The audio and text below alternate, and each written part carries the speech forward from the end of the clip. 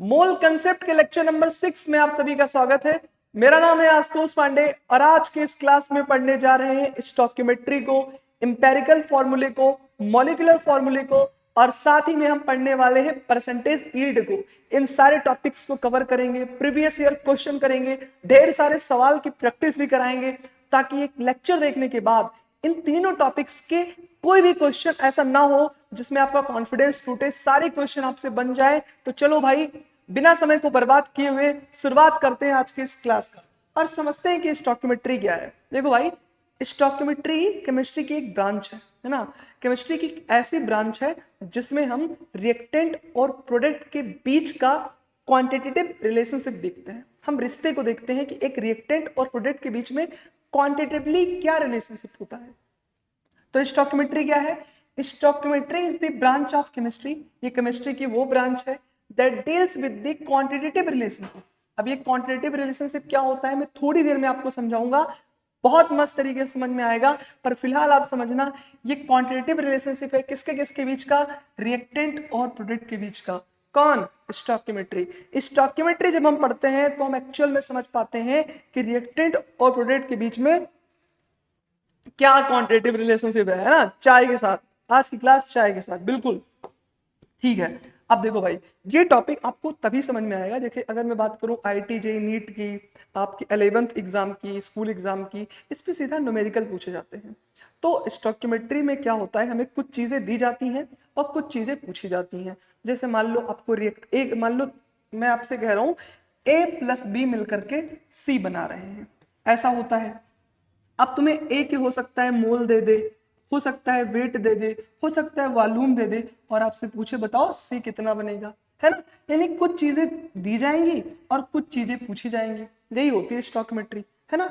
ठीक है, अब स्टोइकियोमेट्री को जब हम पढ़ते हैं तो हम समझ पाते हैं कि कितना मोल रिएक्टेंट हो तो कितना मोल प्रोडक्ट बनेगा। यानी कहीं ना कहीं ये कुछ नंबर्स के बारे में बताता है, कुछ क्वांटिटेटिव स्टडी बताता है किसके किसके बीच का, रिएक्टेंट के बीच का और प्रोडक्ट के बीच का। इसी वजह से कहा जाता है कि स्टोइकियोमेट्री जो है ये क्वांटिटेटिव रिलेशनशिप बताता है रिएक्टेंट और प्रोडक्ट के बीच का। अब देखो यार, शांति से मेरी बात को सुनो। ये सब बात आप बेहतर तरीके से तब समझ पाओगे जब मेरे साथ अभी 2-4 क्वेश्चन की प्रैक्टिस करोगे। जब तक सवाल नहीं करोगे समझ ही नहीं पाओगे। तो अपन का सीधा अप्रोच है कि हम पूरी स्टोइकियोमेट्री को क्वेश्चन की हेल्प से समझेंगे। और एक बार अगर तुम्हें क्वेश्चन समझ में आ गया कैसे करते हैं सवाल को, तुम कोई भी सवाल उड़ा दोगे भाई, पक्की बात। बोलो शुरुआत करें? जी सर, करते हैं। देखो भाई, जैसे जब भी तुम्हें स्टोइकियोमेट्रिक कैलकुलेशन करनी होगी तो एक बात याद रखना, वो रिएक्शन बैलेंस होनी चाहिए। मतलब जब भी तुम्हारे सामने न्यूमेरिकल आए, स्टोइकियोमेट्री का न्यूमेरिकल ही आता है, तो सबसे पहला काम जो आपको करना है वो रिएक्शन को क्या करना है? बैलेंस करना है। अब बैलेंस क्यों करना है सर? एक सवाल, जैसे मान लो तुमसे कोई कहे वहां मत जाना, तुम कहोगे वहां क्यों ना जाए सर? हम बिल्कुल जाएंगे, हैं, हमें कौन रोकेगा, हम तो जाएंगे सर। तो भैया देखो, कोई भी रिएक्शन तुम्हारे सामने आएगी तो उसको बैलेंस करना है। क्यों बैलेंस करना है? क्योंकि स्टोइकियोमेट्री में हम रिलेशनशिप देखते हैं, वो भी क्वांटिटेटिव रिलेशनशिप देखते हैं रिएक्टेंट और प्रोडक्ट का। जब आप रिएक्शन को बैलेंस ही नहीं करोगे तो हमें रिएक्टेंट और प्रोडक्ट का एक्यूरेट या करेक्ट रेशियो नहीं मिल पाएगा। इस वजह से रिएक्शन को बैलेंस किया जाता है ना। अब कैसे करते हैं, क्या करते हैं, ये आगे समझ में आएगा। फिलहाल आपको इतना समझना है कि स्टोइकियोमेट्री के अंदर भैया रिएक्शन को बैलेंस किया जाता है। जी मास्टर, जय माता दी, बिल्कुल। चलिए भाई, अब देखो, स्टोइकियोमेट्रिक कैलकुलेशन के ऊपर एआई ट्रिपल हो, जेईई मेंस हो, नीट हो, एक ही सवाल को 3-3 कंपनियों ने पूछा कंपनियों ने पूछा, तो एजेंसीज ने पूछा, है ना। कौन? एआई ट्रिपल हो गया, नीट हो गया, है ना, सब लोगों ने पूछा। अब ये सवाल कुछ है ही नहीं, इसमें कुछ है क्या? इसमें कुछ नहीं है। अभी देखना तुम इस क्वेश्चन को किस तरीके से उड़ा देते हो, 1 सेकंड नहीं लगेगा। और सुनो, मैं तो करूंगा ही नहीं, तुम करके दिखा दोगे मुझे। और बोलो, और बोलो मेरे भाई, बोलो बोलो बोलो। तो सबसे पहले समझो पूरी स्टोइकियोमेट्री में हम क्या करेंगे। इस पूरी स्टोइकियोमेट्री में, स्टोइकियोमेट्री नाम पढ़ना आता है भाई? हाँ, स्टोइकियोमेट्री। इस पूरी स्टोइकियोमेट्री में हम क्या करेंगे, हम समझेंगे। हमें ना जब कभी भी स्टोइकियोमेट्री करनी होगी, एक्चुअली में स्टोइकियोमेट्री कुछ नहीं होता है, स्टोइकियोमेट्रिक कैलकुलेशन हम करते हैं, न्यूमेरिकल ही आते हैं ना। तो हम जब भी कभी स्टोइकियोमेट्रिक कैलकुलेशन करेंगे तो हमें कुछ बातों का ध्यान रखना है। सर कौन कौन सी बात? वैसे सर इस दुनिया में बहुत सी बातें हैं जिसको हम ध्यान रखते हैं। अब आप कोई नई बात बताओगे क्या? नहीं भैया, उन्हीं बातों में से कुछ बात तो ध्यान रख लेना, मेरा काम बन जाएगा जी। जब भी कभी स्टॉकियोमेट्रिक कैलकुलेशन करना मालिक, जब भी कभी स्टॉकियोमेट्रिक कैलकुलेशन करना मालिक, तो एक बात हमेशा याद रखना कि reaction must be balance, reaction balance होनी चाहिए। हाँ सर अभी तो बताए हो, कितनी बार बताओगे बेटा, यही बच्चे भूल जाते हैं, यही भूल जाते हैं, उनको सब याद रहता है, सर सर सर हमको तो सब याद है, हम तो पढ़ने में बहुत तेज है, लेकिन जब एक्चुअल में क्वेश्चन करना होता है ना तो बैलेंसिंग ही भूल जाते हैं। और अगर तुमने बैलेंसिंग भूल गए गए 4 नंबर, गए बेटा गए। तो रिएक्शन बैलेंस होनी चाहिए, मस्ट बी बैलेंस्ड, ठीक है सर। दूसरी बात, दूसरी बात क्या होती है कि अगर आप स्टॉकियोमेट्रिक कैलकुलेशन करेंगे तो स्टॉकियोमेट्री में क्या होता है, कुछ इंफॉर्मेशन दी होती है और कुछ इंफॉर्मेशन पूछी जाती है, यानी some information will be given.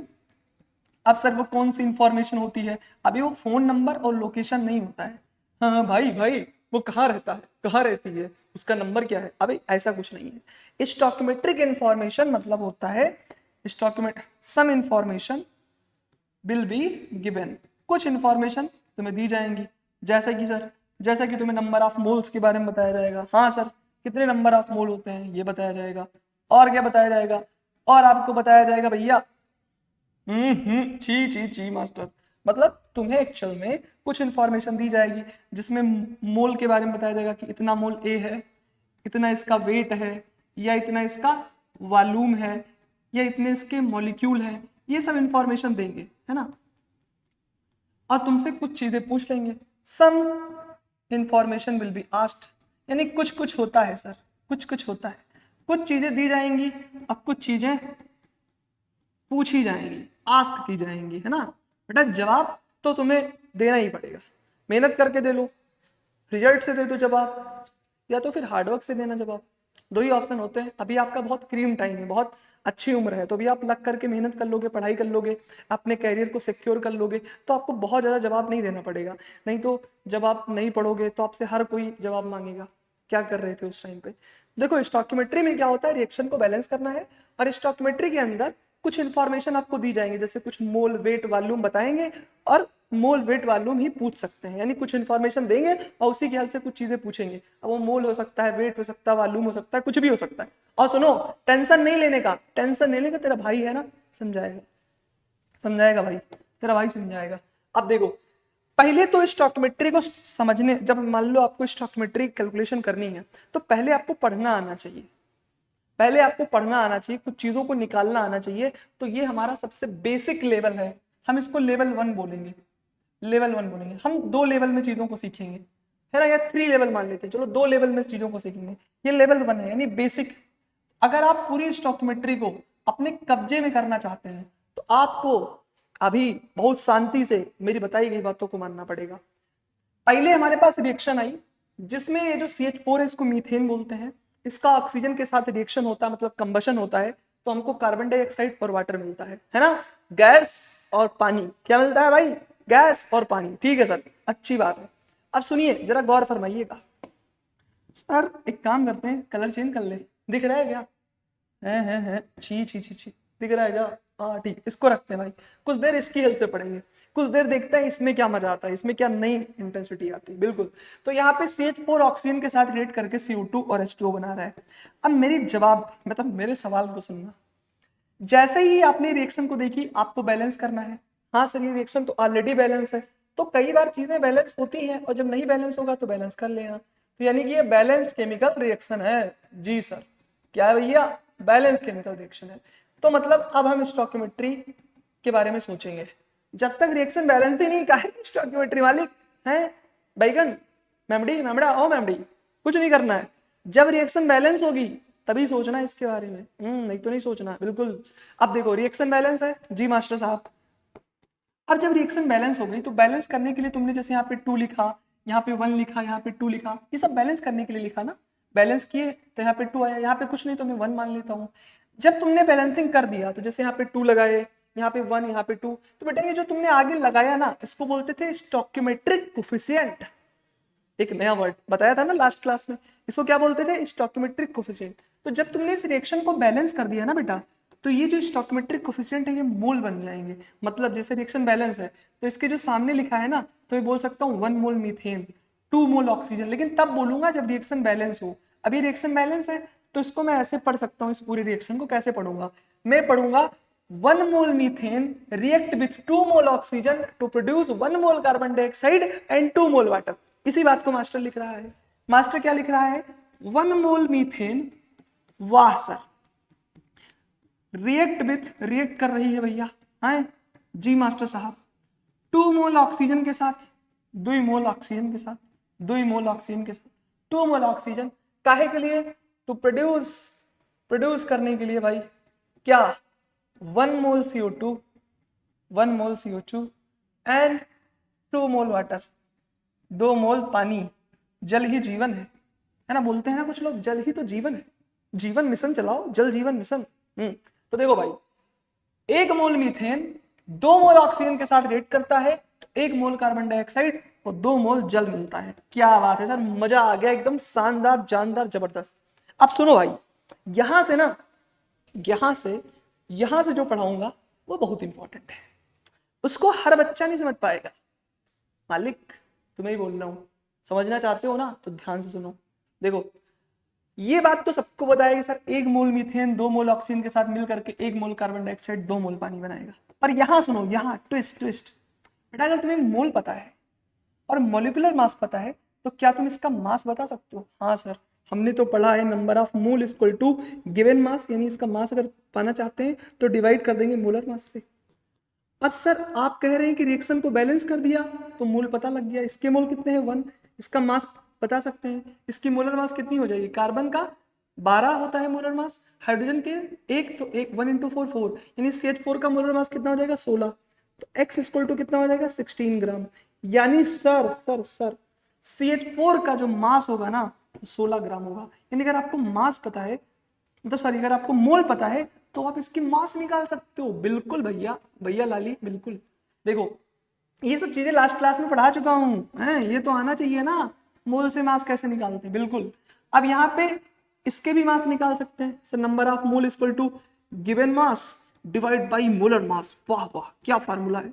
तो मतलब इसके मास पाना चाहते हैं तो इसको मैं x बोल देता हूँ, उसको डिवाइड कर देता हूँ मोलर मास से। ऑक्सीजन के 1 एटम का मास होता है 16, तो 2 का कितना होगा 32, नंबर ऑफ मोल कितने हैं 2, तो 2 इक्वल टू x बाई 32 एंड x इक्वल टू 64।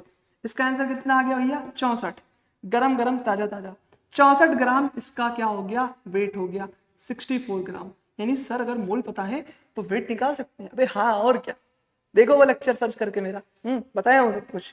चलो यहाँ भी बता देता हूँ, एक 1 मोल कार्बन डाइऑक्साइड से इसका वेट निकाल सकते हैं। n equal to given mass upon molar mass करेंगे ना भैया, x गिवन मास को x बोल देता हूँ, मोलर मास इसका कितना हो जाएगा 12, कार्बन का 12 और 16 दूना 32, 32 दो 44, 32 दो 34, 10 44, CO2 कितना हो जाएगा 44, क्योंकि देखो कार्बन का 12 और O2 का 32, 32 और 32 और 12 कितना हो जाएगा 44, और यहाँ पे कितना है 1, तो 1 इक्वल टू x बाई 44, x इक्वल टू 44 ग्राम, कितना हो जाएगा भाई 44 ग्राम। यानी इसका जो वेट आ गया भाई वो कितना आ गया 44 ग्राम आ गया। ऐसे इसके भी वेट निकाल सकते हैं, x equal to given mass, मतलब given mass number of mole equal to क्या होता है गिवन मास अपन मोलर मास, तो जो मास निकालना उसको x मान लेता हूँ, मोलर मास H2 का 18 होता है, नंबर ऑफ मोल 2 है, तो 2 इक्वल टू x बाई 18, तो x इक्वल टू 36, और देखो इंटू 2 पे देखो, तो इसके कितने मास आ गए मालिक, इसके आगे 36 ग्राम। तुमने देखा किस तरीके से हमने इसके मास को निकाल लिया। तो मैं इसको ऐसा भी तो कह सकता हूँ, जैसे मैं पढ़ रहा था 1 मोल मीथेन 2 मोल ऑक्सीजन के साथ मिलकर 1 mole carbon dioxide 2 mole water, इसको मैं ऐसा भी कह सकता हूँ कि 16 ग्राम CH4 रिएक्ट विथ है ना 64 ग्राम ऑक्सीजन टू प्रोड्यूस, मोल की जगह पे क्या कर दूंगा, मोल की जगह पे कर दूंगा 44 ग्राम CO2 and 36 gram oxygen. Yes, हो गया भाई, कहानी हो गई खत्म। देखो मास के टर्म में लिख दिया। अब मुझसे कोई है वॉल्यूम के मॉलिक्यूल के टर्म में लिखो, इसके कितने मॉलिक्यूल, तो देखो इसके मॉलिक्यूल निकाल सकते हैं ना अगर मोल पता है, number of molecule upon Na, तो नंबर ऑफ मॉलिक्यूल निकालना है तो Na इंटू मोल, Na हो जाएगा भाई। Number of molecule equal to क्या हो जाएगा, N इंटू Na। तो यहाँ पे इसका मोल कितने हैं 1, तो यहाँ पे 1 Na हो जाएगा। तो इसके अंदर कितने मॉलिक्यूल हैं ये भी पता कर सकते हैं। अगर मोल पता है तो यहाँ पे कितने मॉलिक्यूल होंगे Na, और यहाँ पे 2Na, यहाँ पे Na, यहाँ पे 2Na। तो यानी मैं ऐसा भी लिख सकता हूँ, अभी मैं पढ़ना सिखा रहा हूँ भाई, बोर नहीं होने का, बोर नहीं होने का। बोर होगे तो बोर हो जाओगे। देखो बेसिक से चलेंगे, हम कोई जल्दबाजी नहीं कर रहे हैं, हम मान के चल रहे हैं कि तुम्हें कुछ भी नहीं आता। हाँ, तब ऐसे मान के पढ़ा रहा हूँ। तो देखो one molecule of CH4 react with, ऐसा कह सकते हैं 2Na molecule of oxygen to produce क्या भैया, Na मॉलिक्यूल ऑफ CO2। मतलब इसको अलग अलग तरीके से पढ़ सकते हो। एक ही रिएक्शन में बहुत सारी चीजों से पढ़ा जा सकता है। To produce Na molecule of CO2 and 2Na molecule of water. मतलब अगर हमको मोल पता है तो उससे मास निकाल सकते हैं, मॉलिक्यूल निकाल सकते हैं, इवन वॉल्यूम भी निकाल सकते हैं। वो नहीं निकालने वाला, बहुत लेबर वर्क हो गया यार, अब नहीं करना है। ठीक है भाई, आगे बढ़ते हैं। अब स्टोइकियोमेट्री का एक्चुअल में यूज क्या है ना, यहां समझ में आएगा। यहां से एक्चुअल में समझोगे स्टोइकियोमेट्रिक कैलकुलेशन। जी मास्टर साहब समझा दो। Find the number of mole of carbon dioxide produced by the complete combustion of 2.5 mole propane. वाह वाह सर, वाह वाह। कोई भी स्टोइकियोमेट्रिक का सवाल हमारे आंखों के सामने आएगा, सुनो सुनो सुनो सुनो सुनो सुनो सुनो, कोई भी स्टोइकियोमेट्री का क्वेश्चन हमारी आंखों के सामने आएगा तो सबसे पहले चेक करना रिएक्शन बैलेंस है। बैलेंस है मास्टर साहब, यानी पहला स्टेप कंप्लीट है। दूसरा क्या करना है, पहले देखो कि रिएक्शन में पूछा क्या है वो जानना जरूरी।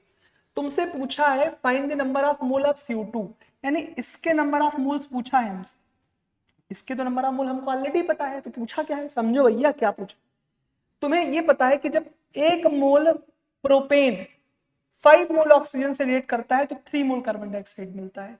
लेकिन ये कह रहे हैं जब 2.5 मोल प्रोपेन रिएक्ट करेगा, मतलब जब यहाँ पे 2.5 मोल होगा तो बताओ कितना कार्बन डाइऑक्साइड मिलेगा। रिएक्शन से तुम्हें क्या पता है, स्टेप 1 में हमें वो लिखना है जो हमको रिएक्शन से पता है। रिएक्शन से हमको क्या पता है, रिएक्शन से हमको ये पता है कि जब 1 मोल प्रोपेन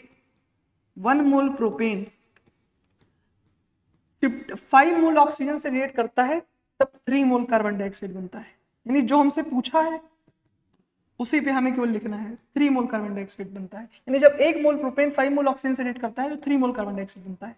लेकिन अब क्वेश्चन ये है कि जब 2.5 मोल प्रोपेन रिएक्ट करेगा तो क्या, तो भैया जब 1 मोल प्रोपेन 3 मोल कार्बन डाइऑक्साइड को जन्म देता है तो ऑब्वियस सी बात है ना सर कि जब 2.5 मोल प्रोपेन होगा, सर क्वेश्चन जैसे हमको ये बात रिएक्शन से पता है ना, 1 मोल प्रोपेन 3 मोल कार्बन डाइऑक्साइड को जन्म देता है, तो क्वेश्चन पूछ रहा है 2.5 मोल प्रोपेन कितने कार्बन डाइऑक्साइड को जन्म देगा, तो 2.5 मोल प्रोपेन देगा 3 इंटू 2.5 को आप सॉल्व कर सकते हो। पॉइंट हटाओ, आंसर सॉल्व लो, 7.5 आएगा। 25 से 75, 75 बाई 10 7.5 मोल चाहिए हो। वाह क्या बात है सर, अच्छी बात है, बिल्कुल आगे बढ़ते हैं, ऐसे क्वेश्चन करते हैं। अब इसके ऊपर अभी मैं आऊंगा। Calculate the weight of residue obtain when 1 mole CaCO3 is strongly heated. सुनो सुनो सुनो ओए सुनो, 1 मोल कैल्शियम कार्बोनेट को जब बेटा हीट करते हैं तो जानते हो क्या होता है, सुनो हमारी बात को। तो यहां से हमको मिलता है कैल्शियम ऑक्साइड और यहां से मिलती है CO2। बेटा ये तो गैस होती है तो ये तो उड़ जाएगी, तो रेजिड्यू जो होगा वो यही होगा। इसका वेट हमसे पूछा है, बताओ इसका कितना वेट होगा। भाई 1 मोल कैल्शियम कार्बोनेट से जब हीट करते हैं तो कैल्शियम ऑक्साइड और कार्बन डाइऑक्साइड मिलता है, तो गैस है तो ये तो एस्केप हो जाएगी। मिलेगा क्या हमको, मिलेगा भैया कैल्शियम ऑक्साइड। अब सुनिए हमारी बात को जरा गौर फरमाइएगा, रेजिड्यू में केवल यही बचा है। अब सुनो, जब 1 मोल कैल्शियम कार्बोनेट रिएक्टवा करता है तो 1 मोल CO मिलता है। देखा आपने, रिएक्शन बैलेंस है, ऑलरेडी बैलेंस है, इसमें कुछ बैलेंस नहीं करना है। हाँ बैलेंस है सर, ठीक है। अब हमसे पूछ रहे हैं calculate the weight of residue obtain, यानी यहाँ पे मोल के टर्म्स में नहीं, यहाँ पे वेट के टर्म्स में खेलना है, क्योंकि हमसे इसका वेट पूछे हैं ना, तो वेट के टर्म में ही खेलेंगे। अच्छा कैसे खेलेंगे सर, बिल्कुल खेल सकते हैं। देखो भाई हमको पता है 1 मोल कैल्शियम कार्बोनेट का हम वेट निकाल सकते हैं, कैसे, number of mole equal to given mass upon molar mass, यानी वेट निकाल सकते हैं कैसे? मोलर मास को मोल से मल्टीप्लाई करते हैं। यहाँ पे एक मोल है और इसके मोलर मास कितने होते हैं 100, तो इसका वेट कितना आ जाएगा 100 × 1 मतलब 100 ग्राम। इसका वेट कितना आ जाएगा? कैल्शियम कार्बोनेट का मोलर मास 1 होता है, तो नंबर ऑफ मोल्स का फार्मूला क्या होता है? Weight upon molar mass. Weight निकालना है तो मोलर मास इंटू 1 कर देंगे। मोलर मास 100 है, 100 × 1 100 होगा, यानी इसका 100 ग्राम है कैल्शियम कार्बोनेट का। ठीक है सर, ये कितने ग्राम भाई ये कितना वेट होगा कैल्शियम ऑक्साइड का, इसको भी पता कर सकते हैं। बिल्कुल, इसके मोल हमको पता है ना 1, और इसका मॉलिक्यूलर मास कितना है बताओ? इसका मॉलिक्यूलर मास कितना है 40 और 46, 40 और 16 46 ग्राम। इसका 46 ग्राम हो जाएगा, यानी 46 ग्राम कैल्शियम ऑक्साइड मिलेगा। तो मतलब इस क्वेश्चन में कुछ नहीं था, इस क्वेश्चन में बस मोल को आपको मास के फॉर्म में कन्वर्ट कर लेना है, जो मैंने आपको सिखा दिया है। ठीक है भाई, बेसिक नॉलेज।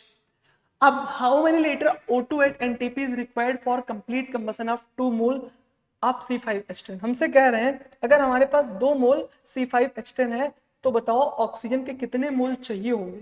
कह रहे हैं अगर हमारे पास 2 मोल C5H10 है, अगर हमारे पास 2 मोल C5H10 है तो बताओ, हाँ तो बताओ ऑक्सीजन का एनटीपी पे कितना वॉल्यूम, नहीं how many litre of oxygen at NTP, हाँ इसके एनटीपी पे कितने वॉल्यूम चाहिए होंगे। कह रहे हैं 2 मोल C5H10 का कंप्लीट कंबसन कराने के लिए इसका कितना वॉल्यूम चाहिए होगा एनटीपी पे। क्वेश्चन ये है कि अगर 2 मोल C5H10 हो तो उसका एनटीपी पे प्रॉपर कंबसन कराने के लिए कितना वॉल्यूम चाहिए। अब देखो क्वेश्चन कुछ भी पूछे हमको उससे मतलब नहीं है। मान लो आपको कोई सवाल समझ में नहीं आया तो इधर समझो, क्वेश्चन कुछ भी पूछे, यानी हमको इसका मोल दिया है और इसका वॉल्यूम पूछ रहा है, कुछ नहीं करना है। पहली बात, रिएक्शन से क्या पता है, हमको पता है सर कि 1 मोल C5H10 15/2 मोल ऑक्सीजन का लेता है। बिल्कुल लेता है सर, बिल्कुल। तो सर अब प्रॉब्लम क्या है, मुद्दा क्या है, ये कह रहे हैं अगर हम 2 मोल C5H10 कर दें तो भैया ऑक्सीजन क्या करेगा 15/2 इंटू 2 मोल हो जाएगा ऑक्सीजन का, इतना ऑक्सीजन लगेगा। मतलब इस टाइम पे 15 मोल ऑक्सीजन चाहिए होगा, 15 मोल ऑक्सीजन चाहिए होगा। पर हमसे मोल नहीं पूछे हैं, हमसे मोल पूछे ही नहीं कि कितने मोल ऑक्सीजन चाहिए, हमसे वॉल्यूम पूछे हैं। तो एक बात बताओ मालिक, अगर आपको मोल पता है तो वॉल्यूम तो निकाल सकते हो ना। एनटीपी पे पूछे एसटीपी पे पूछे कोई फर्क नहीं पड़ता, आप 22.4 रखना, वॉल्यूम अपान 22.4। मोल कितने हैं 15, वॉल्यूम पूछा है डिवाइड कर देंगे 22.4 से, तो V = 15 × 22.4 हो जाएगा। इसको सॉल्व कर लो, वॉल्यूम मिल जाएगा। कितना आसान सवाल है भाई, आगे बढ़ते हैं। How many moles of oxygen are needed to produce 5 mole Fe2O3। सवाल देखो भैया, कितने मोल ऑक्सीजन के चाहिए होंगे ताकि 5 मोल Fe2O3 मिले। ऑक्सीजन के कितने मोल चाहिए होंगे ताकि 5 मोल Fe2O3 मिले। देखो 3 मोल ऑक्सीजन जब रिएक्ट करता है तो भैया हमको 2 मोल Fe2O3 मिलता है। ये तो हमको by the help of reaction पता लग गया। अब सवाल में क्या कह रहे हैं कि जब 5 मोल Fe2O3 होगा, सवाल देखो इनका, 1 मोल नहीं पूछ रहे हैं, क्या पूछ रहे हैं 5 मोल। चलो तुमसे मैं पूछता, अगर 1 मोल Fe2O3 बनाना हो तो कितनी ऑक्सीजन को चाहिए होगा। वाह वाह सर क्या बात, तो हम कह देंगे 3/2 मोल ऑक्सीजन चाहिए होंगे भाई। 1 मोल Fe2 बनाने के लिए 3/2, तो बताओ 5 मोल Fe2O3 बनाने के लिए क्या करना पड़ेगा। यूनिटरी मेथड लगा रहा हूं यार, सिंपल मैथ। 5 मोल, 1 मोल में 3/2 मोल ऑक्सीजन, तो 5 मोल में 3/2 इंटू 5, तो 15/2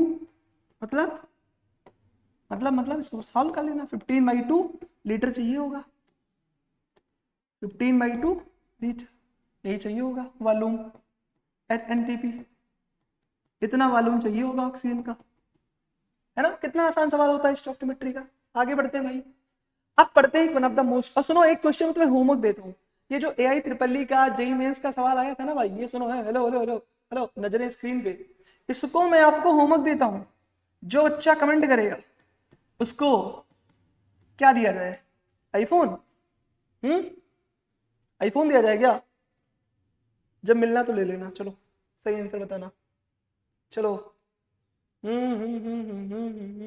इंपेरिकल फॉर्मूला, मॉलिक्यूलर फॉर्मूले। लेकिन सुनो, ये जो ऑफर है ये केवल 5 मिनट के लिए वैलिड है बस। 5 मिनट में अगर तुम ये आंसर, ये वीडियो देख के मुझे मिल गए, तुम्हारा हो गया आईफोन, पक्की बात। इवन रेंज रोवर, चाहे मैं भीख ला आजकल क्या क्या ट्रेंड चलते हैं भाई, है ना। अच्छा ये सुनो, तुम लोग परेशान मत होना लाइफ से, जिंदगी से। मैं तुम्हारी आंखों में आंखें डाल के बात कर रहा हूँ, सुनो, जिंदगी से परेशान मत होना। मतलब मैं तुम्हें हॉनेस्टली बोल रहा हूँ, सच में। तुम्हारा टीचर तुमसे बोल रहा है, सच में अपने लाइफ में परेशान मत होना।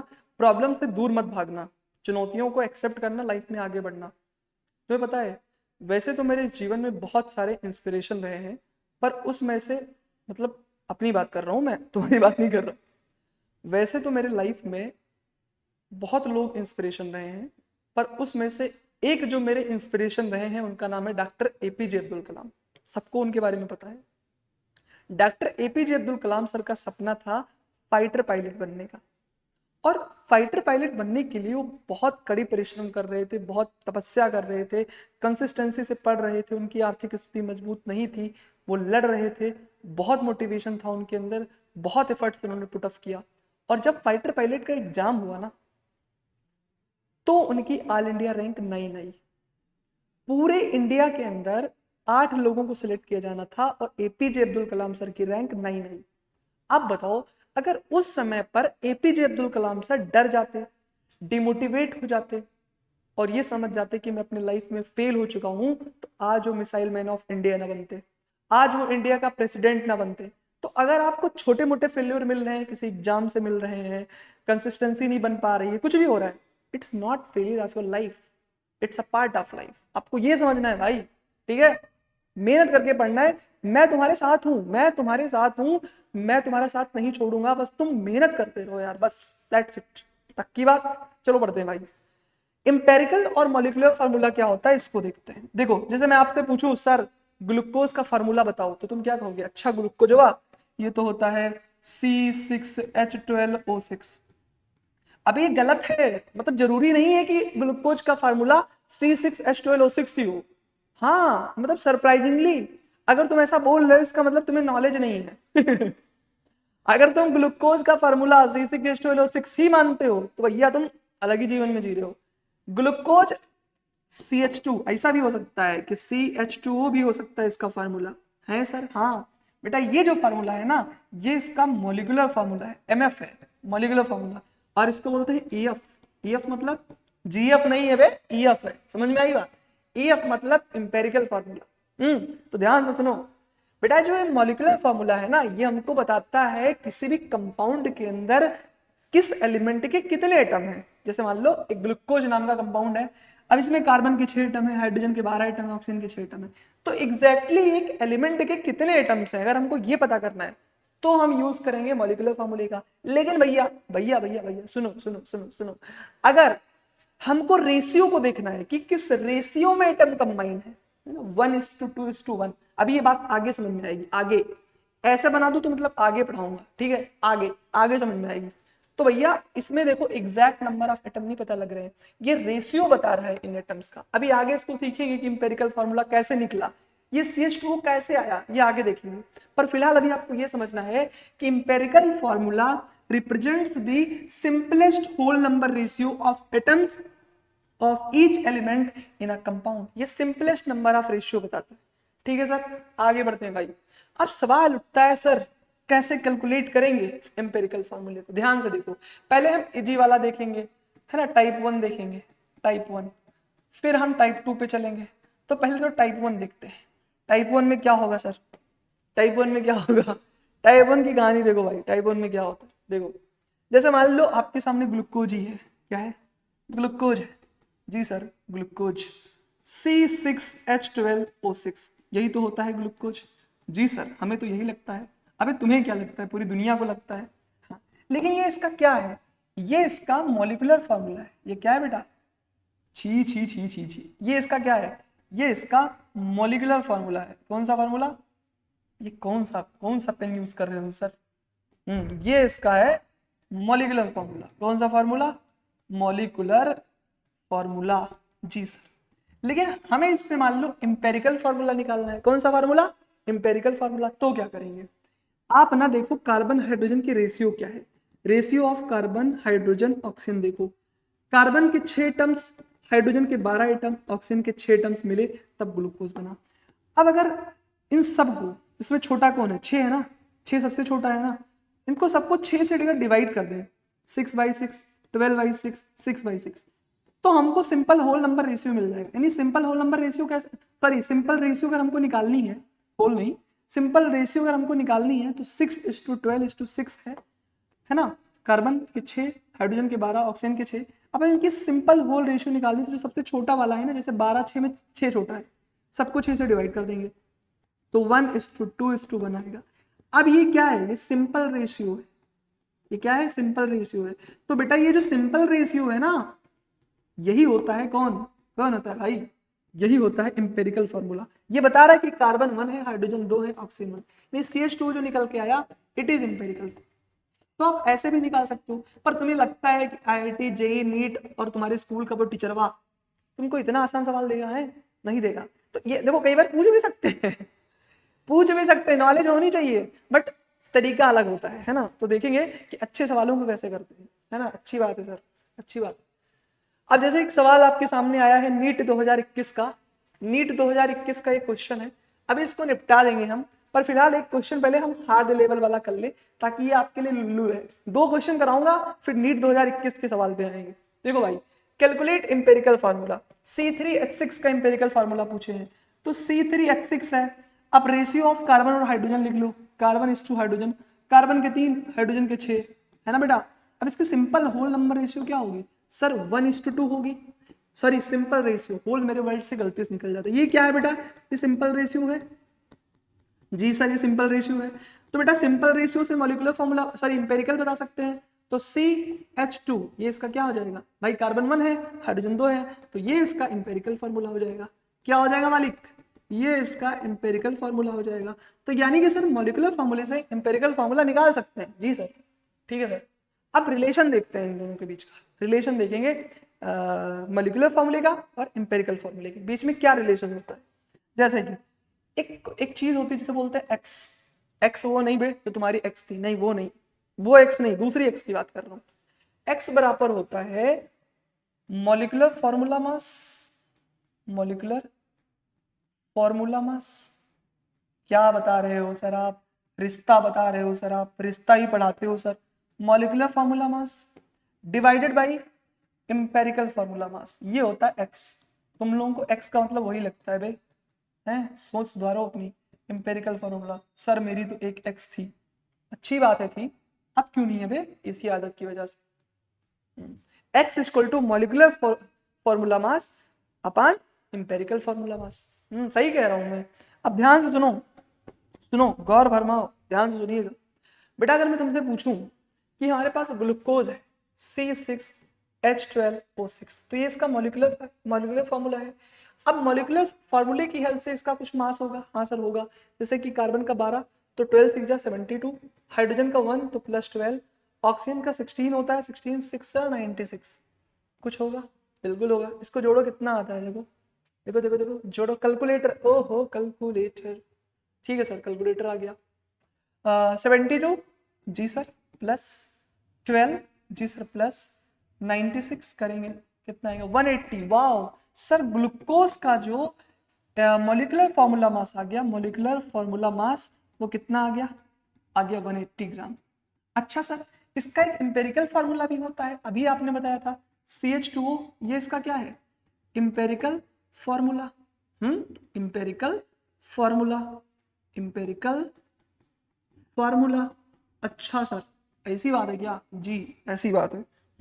अब इस एम्पेरिकल फॉर्मूला मास मान लो निकालना हो, इंपेरिकल फॉर्मूला मास EF मास, इंपेरिकल फॉर्मूला मास मान लो इसका निकालना हो तो कैसे निकलेगा, कार्बन का 12, हाइड्रोजन का 1 × 2 यानी 2 और ऑक्सीजन का 16, तो 12 2 14, 14 6 20, 20 10 30, यानी कितना हो जाएगा 30। इसका इंपेरिकल फॉर्मूला मास कितना हो जाएगा 30। तो अगर मैं तुमसे पूछूं x क्या है, तो x बराबर हो जाएगा 180 डिवाइडेड बाई 30, तो x की वैल्यू कितनी आ जाएगी 6। ओके भाई, तो सुनो एक रिलेशन और होता है जिसको याद रखना, अगर तुमको x पता है, इंपेरिकल फार्मूला पता है, तो x इंटू इंपेरिकल फार्मूला जो होता है वो हमको किसको बताता है, मॉलिक्यूलर फॉर्मूले को। वाह, मतलब x अगर निकाल लें, हम x निकाल लें और इसको इंपेरिकल फार्मूला से मल्टीप्लाई कर दें तो हमको मॉलिक्यूलर फार्मूला पता लग जाएगा। जैसे इसी क्वेश्चन में इंपेरिकल फार्मूला क्या है, CH2O। CH2O में अगर हम 6 मल्टीप्लाई करते हैं, मतलब सर मॉलिक्यूलर फार्मूले का आपने एक फार्मूला बता दिया है। वाह सर क्या बात है, मॉलिक्यूलर फार्मूला होता है क्या sir, empirical formula into x। Sir x अभी आपने निकाला था, ग्लूकोज का निकाल रहे मॉलिक्यूलर फार्मूला, तो इसका इंपेरिकल फार्मूला है CH2O और इसकी x की वैल्यू आई है 6, तो इसका मॉलिक्यूलर फार्मूला निकाल सकते हैं, बिल्कुल निकाल सकते हो। तो मॉलिक्यूलर फार्मूला कैसे निकलेगा भैया, इसको मल्टीप्लाई कर दो, C6H12O6 आ गया। क्या बात है सर, मजा आ गया। अब बेटा मजा आ गया है ना, तो सवाल करो। देखो अच्छे क्वेश्चन कैसे आते हैं, अच्छे सवाल कैसे आते हैं, है ना, ये भी जानना बहुत जरूरी है। तो मान लो अच्छे क्वेश्चन आए तो आपसे ऐसे पूछेगा कि एक ऑर्गेनिक कंपाउंड है जिसके अंदर हाइड्रोजन है, ऑक्सीजन है और उसके एलिमेंटल एनालिसिस हमको बताती है कि जो हाइड्रोजन है ना, वो 38.71% है और नहीं, जो कार्बन है वो 38.7% है और जो हाइड्रोजन है वो 9.67% है। तो बताओ उसका एम्पेरिकल फार्मूला क्या होगा। एक ऑर्गेनिक कंपाउंड है जिसमें कार्बन, हाइड्रोजन और ऑक्सीजन है। An organic compound contain carbon, hydrogen and oxygen. Carbon, hydrogen और ऑक्सीजन है। हमसे कहा है कार्बन जो है वो 38.71% है जी मास्टर साहब, हाइड्रोजन जो है वो 9.67% है और ऑक्सीजन का बोल रहा है, ऑक्सीजन का अपने आप पता कर लो भाई, टोटल 100% होते हैं। अब मैं तुम्हें बता रहा हूँ क्वेश्चन क्या, तुम्हें 3 एलिमेंट दिए हैं, कार्बन, हाइड्रोजन, ऑक्सीजन। ध्यान से सुनो भैया, इस क्वेश्चन को बहुत ध्यान समझना। कार्बन का परसेंटेज कंपोजिशन दिया है कि भैया देखो अच्छे सवाल इसी तरीके से आएंगे कि कार्बन जो है 38.71% है, ठीक है सर। हाइड्रोजन के परसेंटेज कंपोजिशन दिया है 9.67, यानी ये 9.67% है। और ऑक्सीजन की परसेंटेज कंपोजिशन कह रहे हैं पता कर लो भाई, हमको पता है टोटल तो परतंत होते हैं, टोटल तो परतंत होते हैं। तो एक ताम तलू बताओ, एक ताम तलू दी तल तलो, चलो एक ताम तलते हैं, तलती तेवन पॉइंट तेवन वन प्लस 9.37 तलेंगे तो 48.38 आएगा। 48.38 आए तो उतला गया था क्या, 48.38 आएगा। अब टोटल परसेंट कितने होते हैं 100, तो 48.38 माइनस 100 कर दो ना मालिक, कितना आएगा। छी क्या हो गया भाई, सबको सही चल रहा है? अच्छा ठीक है, ध्यान से सुनो मैं क्या कह रहा हूं। देखो टोटल परसेंट 100 होते हैं, कार्बन का 38.71 है, हाइड्रोजन का 9.67 है, तो 38.71 प्लस 9.67 जोड़ो कितना हो जाएगा 48.38, ठीक है 48.38। अब इसको माइनस कर देंगे 100 में से ना, कितना मिलेगा 51.62, तो जो रिमेनिंग परसेंटेज होगा वो कितना होगा 51.62, यानी 2 का परसेंटेज पता है तो तीसरे का अपने आप पता लग जाएगा। तो मतलब हमको बताया कि कोई कंपाउंड है जिसमें कार्बन कितनी परसेंटेज है, हाइड्रोजन कितनी परसेंटेज है, ऑक्सीजन कितनी परसेंटेज है, तो बताओ भैया लाली इसका इंपेरिकल फार्मूला क्या होगा। क्या सवाल है सर, क्या सवाल है, तो पता कर सकते हैं, बता सकते हैं। देखो जब भी कभी आपको परसेंटेज कंपोजिशन दे और तुमसे इंपेरिकल फार्मूला पूछे तो आप ये वाली चीज, ये टेबल याद रखना कि जो परसेंटेज कंपोजिशन दिया है उसको लिख लो, फिर इस परसेंटेज कंपोजिशन को उसके एटॉमिक वेट से डिवाइड कर दो। जैसे 38.7 इसका एटॉमिक वेट है, अब हम इसको डिवाइड कर देंगे इसके इसका परसेंटेज कंपोजिशन 38.71 है, डिवाइड कर देंगे इसके एटॉमिक वेट से जो कि 12 है। इसका परसेंटेज कंपोजिशन 9.67 है, डिवाइड कर देंगे इसके एटॉमिक वेट से जो कि 1 है। इसका परसेंटेज कंपोजिशन 51.62 है, डिवाइड कर देंगे इसके एटॉमिक वेट से जो कि 16 है। जब हम इसको सॉल्व करेंगे, जैसे मान लो इसको सॉल्व करें, हम कैलकुलेटर बाबा का यूज करेंगे, 38.71 डिवाइडेड बाई 12 करेंगे तो हमारे पास आएगा 3.22। इसको सॉल्व करने के बाद कितना आएगा, यहाँ पे आ रहा है 3.22। 9.67 को सॉल्व करेंगे तो 9.67 ही आएगा, है ना सॉल्व करने के बाद। और 51.62 डिवाइड बाई 16 करेंगे तो बेटा आप करके देख लो, ये भी आएगा 3.22, ये भी कितना आएगा 3.22, यानी हमको मिल गया। अब देखो इन तीनों में छोटा कौन है, 3.22, 9.67 या 3.22? सर 3.22 छोटा है। तो अगर 3.22 छोटा है तो आप एक काम करो, अगर आपको सिंपलेस्ट रेशियो चाहिए ना बेटा, तो इस 3.22 को 3.22 से डिवाइड कर दो, कितना हो जाएगा जी मालिक? 1 हो जाएगा।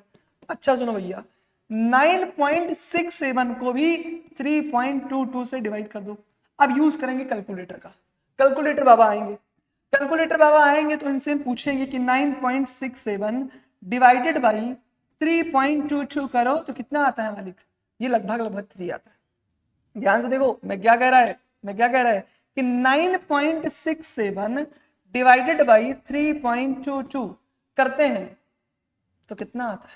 अरे भैया 9.67 डिवाइडेड बाई 3.22 3 आता है, ऑलमोस्ट 3 आता है। कितना आता है भाई? ये 3 आता है जी सर। और 3.22 को 3.22 से डिवाइड करेंगे तो ये लगभग लगभग 1 आएगा। आएगा 1 कि नहीं आएगा? बिल्कुल आएगा। तो मतलब सर, हाँ, अब इसके इंपेरिकल फॉर्मूला निकालना है तो क्या बोलेंगे कि कार्बन 1 है जी सर, हाइड्रोजन 3 है जी सर, ऑक्सीजन कितना है? 1 है। तो मैं इसको ऐसे लिखता हूँ, सिंपलेस्ट रेशियो क्या आएगी भाई? आएगी 1 3 1।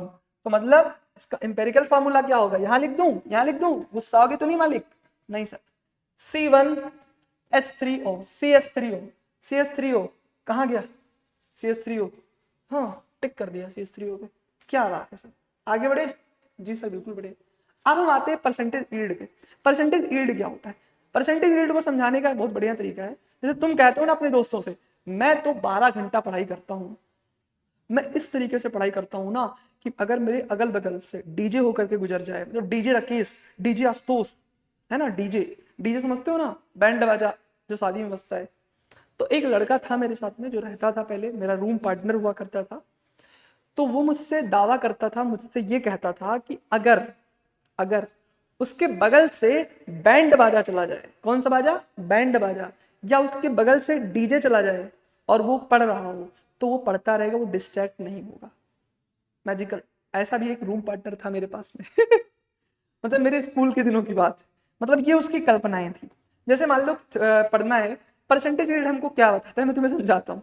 जैसे मान लो कि मैं तुमसे कहूँ, ए सुनो भैया, आप कितनी देर पढ़ते हो? तो तुम क्या कहोगे?